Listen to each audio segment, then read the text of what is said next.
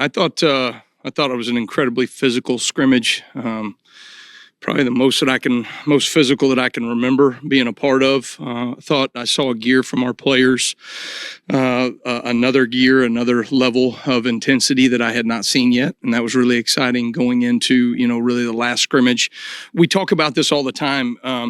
Game day is always different. It's a different mentality. And there's nothing that we can do to emulate exactly what game day is going to be, but a scrimmage is the closest simulation that we can give you to exactly what game day is going to be like. And so jobs are won and lost in those situations. There's a different level of intensity in that moment, right? There's not quite as many reps overall, right? You're just getting more game style reps. And I thought our guys rose to the level from a physicality standpoint.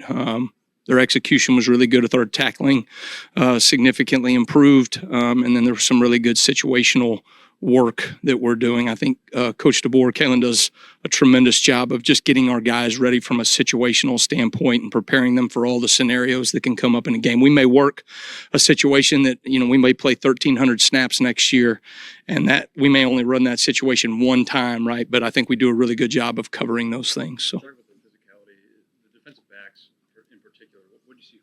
Yeah. Well, one of the things that I think for us from a physicality standpoint is we talk about hard shoulder tackling. So there is pre-contact emphasis, and then there's the point of contact and emphasis. And the first thing that we have to do is you have to close space on the man, on the ball carrier, and then hold leverage at the same time as you're closing space. I thought we did a really good job of that. And it allows them to get in a position to where they can work what we call a same foot, same shoulder, and then a finish on top, right? Which means finish in a dominant position. So did a really good job of closing space and holding leverage. And then I thought, we finished in a physical on top position for most of the scrimmage. So a lot of missed tackling. I think there's a misnomer out there. If you play defense right where a ball carrier has a ball with space, you're going to have more missed tackles, right? But if you can close that space, right, and it's a bang bang, he catches the ball, or he gets all of a sudden to the second level and the run fit, but we have somebody immediately there, you're going to have less missed tackles, right, simply because you're closing the space around those ball carriers. And I think our players are doing a really good job of that right now.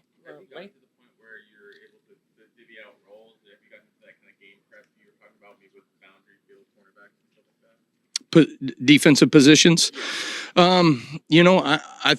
I think we will see those things more like a game-to-game situation. And even within the game, we may say, hey, we're going to go field and boundary here, or we may match, as a base, call all game long, or we may say situationally on third down, right, we'll go match personnel and try to figure those things out. So we haven't really gotten into full-in game plan mode for Western Kentucky. We've obviously looked at those things and had some preparation as a coaching staff, but we won't finalize those things until on the back end of this week. What would you say about the interior pass rush with Keenan, Otis, some of those guys? Do they look more like pocket shrinkers or pocket breakers?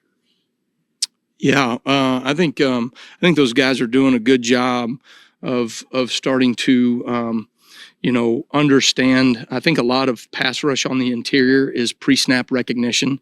Is it a run pass? Is it a run call? Is it a pass call? I may call a run stopping defense, right, for the defensive line, but all of a sudden they get a pass recognition, and we're going to make communications out there where they have the ability, right, to turn that into a pass rush scenario, either themselves, right, or we may work some games inside with the interior D-line. So I think those guys are doing a really good job of holding their roles, but we seem to be able to create some pass rush on the interior as well. So those guys have really taken to that. I think they're, trying to create ownership, for themselves. Tim Smith and Latham, the guys been here since 2021 national championship.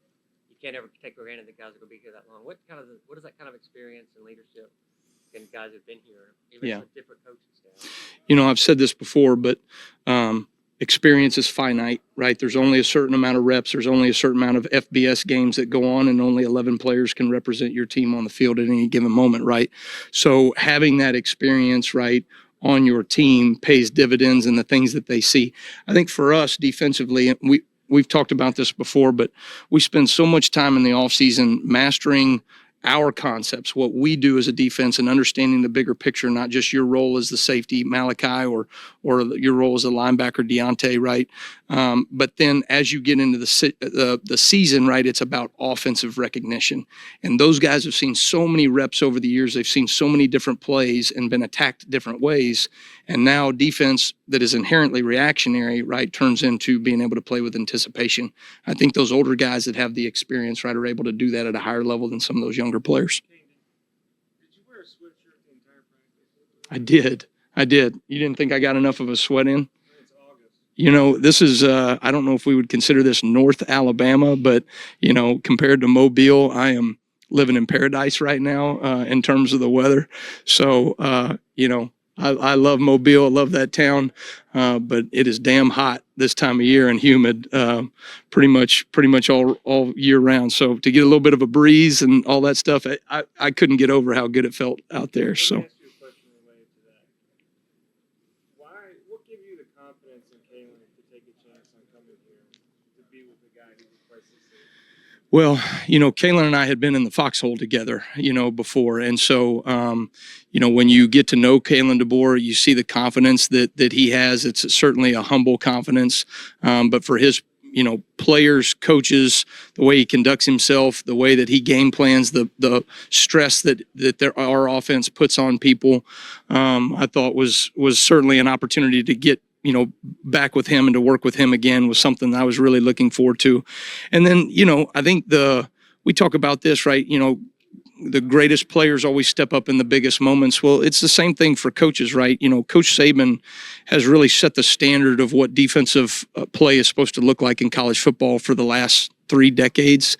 And to be able to, you know, step in place for that and to be able to run this defense and make some changes in what we're doing and all the things he's been able to do to help.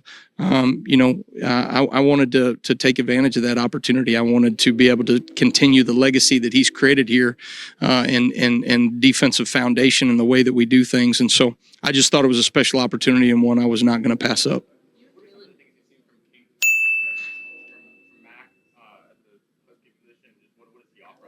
From who?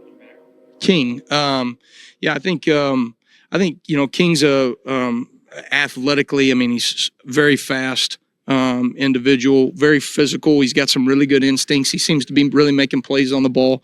I would say when we go scrimmage-like situations, he tends to elevate his game. I don't know if, you know, you call the word a gamer or whatever it may be, right? But I think he's a very instinctive football player. Been very pleased with how he's kind of taken to the defense. You know, young players in the defense, right? You're going to see some of these guys play, and we're going to take some lumps doing that, right? Young players, again, experience is finite, right? They have to go through some of those experiences to deal with those things. But we're going to get those players in. They're going to play in meaningful snaps in games. And you hope, right, that the same King Mack or Red Morgan or Zabian Brown or whoever it may be is not the same guy at the end of the season, right? They continue to elevate their game and grow. And if they do that, right, we're going to be in an okay position from a defensive standpoint.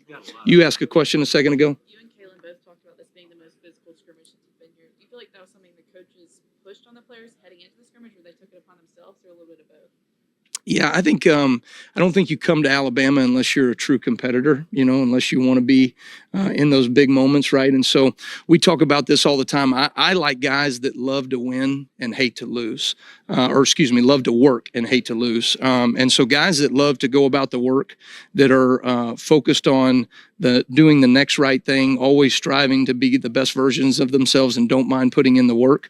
But guys that hate to lose, as opposed to guys that just enjoy winning, will do whatever it takes to get something fixed when adversity hits. And so, you know, our offense has created tons of challenges for us and what we have to defend. And so I think our guys have responded really well to that adversity. And I didn't think in scrimmages, particularly early on in games, in the springtime or in fall, you know, fall scrimmage one, you really look at us last year, we were the same way. We didn't start fast enough. And I think our guys have really taken that challenge upon themselves.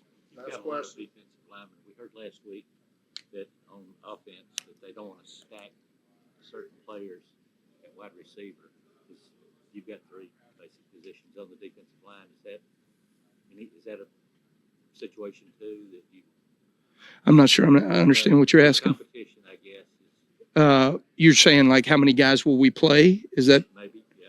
Well, I think defensive line, those are big boys in there, right? And so when you have some of these offenses that can sustain long drives and now they're going tempo and they're spreading you out laterally and vertically and making you run to swarm tackle, right, and get around the ball, naturally, right, you're going to get tired, especially early in the season, especially in the South, right, those things. So early in, I think you're going to see a good rotation of those defensive linemen. I think we went over it as a defensive staff, who is above the line as we head into the first game and who is maybe on or slightly below the line that we've got to continue to work to get them in position that in meaningful snaps they can take in the game. But I think from a defensive line standpoint, we've got a number of guys that can do that, and I'm excited to see them early on. Thank you. All right. Thanks, guys. Roll Tide.